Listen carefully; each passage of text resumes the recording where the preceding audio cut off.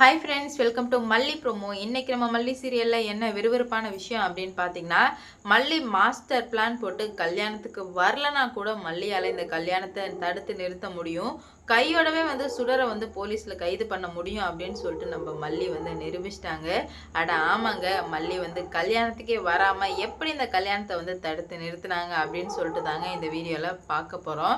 மல்லியும் மனோகரனும் ரொம்பவே குழப்பத்துல இருந்துட்டு இருக்காங்க. அவங்களுக்கு என்ன பண்றது போறதுனே தெரியாம இருக்கும்போது தான் சுடர் ஃபோனுக்கு ஒரு வாய்ஸ் மெசேஜ் அனுப்புறாங்க. அது அந்த அளவுக்கு ஒர்க் அவுட் ஆகல. ஒர்க் அவுட் ஆகாதனால மல்லி ரொம்ப ஃபீல் பண்ண ஆரம்பிச்சிடுறாங்க. மல்லிக்கு என்ன பண்றது போறதுன்னு சொல்லிட்டு சுத்தமா புரியல. இப்படியே விட்டு வச்சுட்டே இருந்தா சரி வராதே அப்படின்னு சொல்லிட்டு மனோகரன் என்ன பண்றாரு அப்படின்னு பார்த்தீங்கன்னா, நம்ம ஒரு வேலை பண்ணலாம் அப்படின்ற மாதிரி சொல்ல, எப்படின்னா அப்படின்ற மாதிரி சொல்ல, நான் சொல்றத மட்டும் செய் அப்படின்னு சொல்லிட்டு காதுல ஏதோ குசு குசு குசுன்னு சொல்றாங்க. என்னன்னு ஒன்றும் புரியல. இங்க இப்படி நடந்துட்டு இருக்கு. அங்க எல்லாமே தடபுடலா கல்யாணத்துக்கு ஏற்பாடு நடந்துட்டு இருக்கு.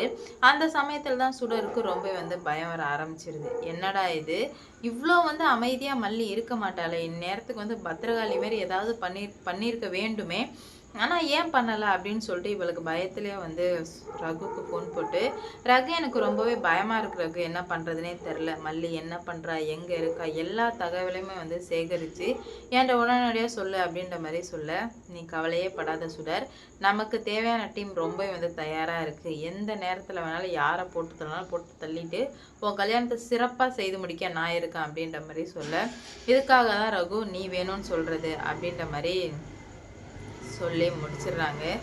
அதுக்கப்புறம் என்ன நடக்குது அப்படின்னு பார்த்தீங்கன்னா, நம்ம மல்லி பிளான் செம்ம பிளான்னு கண்டிப்பாக ஒர்க் அவுட் ஆகும்னு சொல்கிறாங்க. அட என்ன பிளான்னப்பா, எங்களுக்கும் சொல்லுங்கப்பா, இவ்வளோ ட்விஸ்ட்லாம் வைக்காதீங்க அப்படின்ற மாதிரி தான் தோணுது.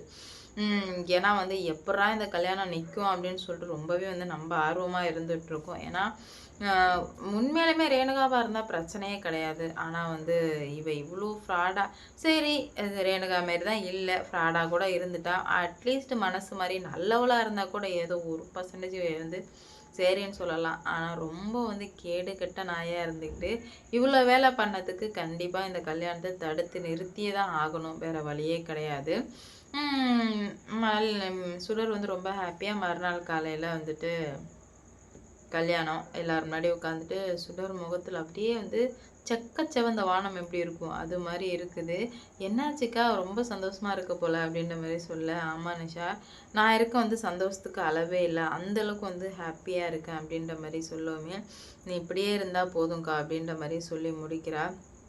எல்லாத்துக்கும் காரணம் விஜய் மட்டும்தான். விஜய் எப்போ என் கழுத்தில் தாலி கட்ட போகிறாரோ அதுக்காக நான் ரொம்பவே ஏங்கிட்டு இருக்கேன் அப்படின்ற மாதிரி சொல்ல, புரியுதுக்கா, இதுக்கு மேலே நீ எதுக்காகவும் யாருக்காகவும் கவலைப்படாத, உன் லைஃப் டோட்டலாக மாறப்போகுது அப்படின்ற மாதிரி சொல்லுவோமே, ஆமாம் நிஷா, என் லைஃப் டோட்டலாக மாறப்போகுது தான், அது எனக்கு தெரியுது தான், இருந்தாலுமே மனசுக்குள்ளே ஏதோ ஒரு கஷ்டம் அப்படின்ற மாதிரி சொல்லுவோமே, நீ கஷ்டமே படாத, இதுக்கு மேலே பார், நடக்கிறத மட்டும் பார் அப்படின்ற மாதிரி சொல்லி முடிச்சிடுறாங்க. காலையிலே ஃப்ரெஷ்ஷாக கிளம்பணும், அதனால் நீ எதையும் யோசிக்காமல் நல்லபடியாக இரு அப்படின்ற மாதிரி இவ சொல்லி முடிச்சிடுறா. என்னடா இது இப்படி நடந்துட்டுருக்கே அப்படின்னு சொல்லிட்டு, இப்படியே விட்டு வைக்கவே கூடாது அப்படின்னு சொல்லிட்டு எல்லாமே நல்லா போயிட்டுருக்கு. மறுநாள் காலைல விடியுது, தடபுடலாக எல்லாருமே கிளம்பிட்டு இருக்காங்க. அப்போ தான் ரொம்பவே கோபத்தோட அழகாக செமையாக மேக்கப் பண்ணி அழகாக மணமேடையில் போய் உட்காந்துடுறாங்க விஜயும் மல்லியும். எல்லாமே நல்லபடியாக ஸ்மூத்தாக போயிட்டே இருக்கும்போது விஜய் மனசுக்குள்ளே மட்டும் 1000 கேள்விகள். ஏன் மல்லி என்கிட்ட பேசலை? ஏன்னா மல்லியை நேரில் பார்க்கவே போயிருப்பார் விஜய், அப்போ கூட மல்லி வரல. அதனாலே விஜய்க்கு என்ன பண்ணுறது போகிறதுனே தெரியாமல் என்ன தான் நடந்துச்சு, என்ன தான் ஆச்சு அப்படின்னு சொல்லிட்டு இங்கே சுடர் ஒரு பக்கம் ஹாப்பியாக இருந்துட்டு நேரம் அதுக்கு ஆப்போசிட்டாக இந்த விஜய் உட்காந்துருக்கோமே, என்னாச்சு மாமா இப்படி உட்காந்துருக்கீங்க, அங்கே அக்கா ஹாப்பியாக இருக்காங்க, நீங்கள் என்னன்னா இப்படி உட்காந்துருக்கீங்களே, இப்படி இருந்தால் எப்படி மாமா அப்படின்ற மாதிரி கேட்க, அதெல்லாம் ஒன்றும் இல்லை நிஷா விடு அப்படின்ற மாதிரி சொல்ல, இல்லை நீங்கள் இவ்வளோ அசால்ட்டாக சொல்லிடுறீங்க, ஆனால் அக்காவை பாருங்கள், அவள் ஹாப்பியாக இருக்கா, ஆனால் நீங்கள் இப்படி இருக்கிறத பார்த்தா ரொம்பவே கஷ்டமாக இருக்குன்னு சொல்லி முடிக்கிறாங்க. சரின்னு சொல்லிட்டு இவரும் சிரிச்ச மாதிரி உட்காந்துக்கிறாரு. சிரிச்ச மாதிரி உட்காந்து முடிச்சாச்சு. முடிச்சு என்ன ஆகுதுன்னா, டைம் ஆகிடுச்சு, முகூர்த்த நேரம் ஆகிடுச்சு. முகூர்த்த நேரத்துக்கு தாலி கட்டலாம் அப்படின்னு சொல்லிட்டு தாலியை கட்ட தாலியை எடுக்கிறாங்க. உடனே வந்து அங்கேருந்து போலீஸ் வராங்க, நிப்பாட்டுங்க அப்படின்னு சொல்லிட்டு. உடனே வந்து விஜய் வந்து எதுக்காக நிப்பாட்டின, யார் நீங்கள், எதுக்காக வந்திருக்கீங்க, என்ன அப்படின்ற மாதிரி கேட்க, உங்கள்ட்ட ஒரு வீடியோ காமிச்சிட்டு உங்கள் மனைவியை நான் கைது பண்ணலான்னு வந்திருக்கேன் அப்படின்ற மாதிரி சொல்லவுமே, என்ன வீடியோ அப்படின்ற மாதிரி சொல்லவுமே சுடருக்கு படபடன்னு ஆயிடுது. ஏன்னா ஆல்ரெடி வந்து அவளுக்கு அந்த போலீஸ் வந்து தெரிஞ்சிருக்கு. அதனாலே வந்துட்டு என்ன யார் அப்படின்ற மாதிரி நிறைய கேள்வி கேட்டுட்ருக்கோமே, உன் மனைவிக்கு எனக்கு நல்லா தெரியும், அதனால் வந்து நீங்கள் ஒன்றும் கவலைப்படாதீங்க அப்படின்ற மாதிரி சொல்லி முடிச்சிடுறாங்க. என்ன ரேணுகா இது, யார் என்னென்னமோ சொல்கிறாங்க, எனக்கு ஒன்றும் புரியலையே அப்படின்ற மாதிரி சொல்ல, எனக்குமே ஒன்றும் புரியல விஜய் அப்படின்ற மாதிரி இவ சொல்லி இப்படி சமாளிச்சிட்டு இருந்துட்டுருக்கா இங்கே. உடனே வந்து விஜய் வந்து சொல்கிறாங்க, என்ன வீடியோ ஃபஸ்ட்டு அதை காட்டுங்க அப்படின்ற மாதிரி கேட்க, வீடியோவெல்லாம் உங்கள்கிட்ட காட்டலாம், தனியாக வாங்க அப்படின்ற மாதிரி சொல்லுவோமே, சுடர் போச்சு எல்லாமே போச்சு, இதுக்கு மேலே நம்மளை யாராலையும் காப்பாற்ற முடியாது, எல்லாமே முடிஞ்சு போச்சு அப்படின்னு சொல்லிட்டு ரொம்பவே வந்து வருத்தத்தோடு இருந்துகிட்ருக்க. என்னடா இது இப்படி நடந்துடுச்சு, நம்ம என்னதான் பண்ண போகிறோன்னு தெரியாமல் வந்து முழிச்சிட்ருக்க.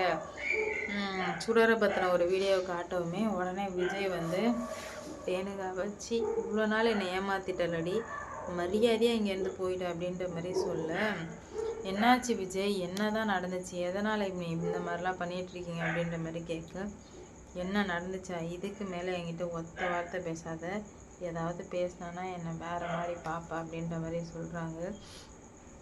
என்ன நடந்துச்சுன்னே சொல்லாமல் இந்த மாதிரி பண்ணிகிட்ருக்கீங்களே அப்படின்ற மாதிரி சொல்லவுமே ஒன்றுமே புரியல விஜய்க்கு. இங்கேருந்து இப்போ போறியா இல்லையா அப்படின்ற மாதிரி சொல்லி முடிவு எடுக்கிறாங்க. பார்ப்போம் என்ன நடக்க போகுது அப்படின்னு சொல்லிட்டு.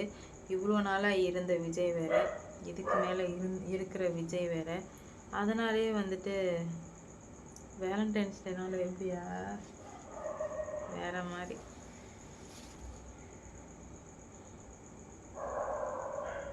அதனால என்ன நடக்குது சொல்லிட்டு பார்க்கலாம், வெயிட் பண்ணி. விஜய் சுடர் அடித்தது யாருக்கெல்லாம் பிடிச்சிருந்துச்சோ அவங்கெல்லாம் லைக் பண்ணிக்கோங்க, ஷேர் பண்ணிக்கோங்க, மறக்காமல் சப்ஸ்கிரைப் பண்ணிக்கோங்க. இன்னும் ஒரு 30 செகண்ட் கழிச்சு பொறுமையாக வாடா, கெஞ்சி கேட்குறேன்டா.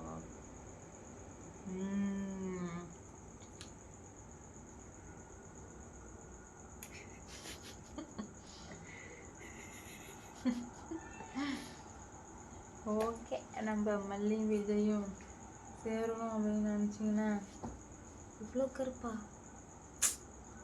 எப்படி இருந்தானா இப்படி ஆயிடுச்சு. ஓகே, பாய், லைக், ஷேர், கமெண்ட்.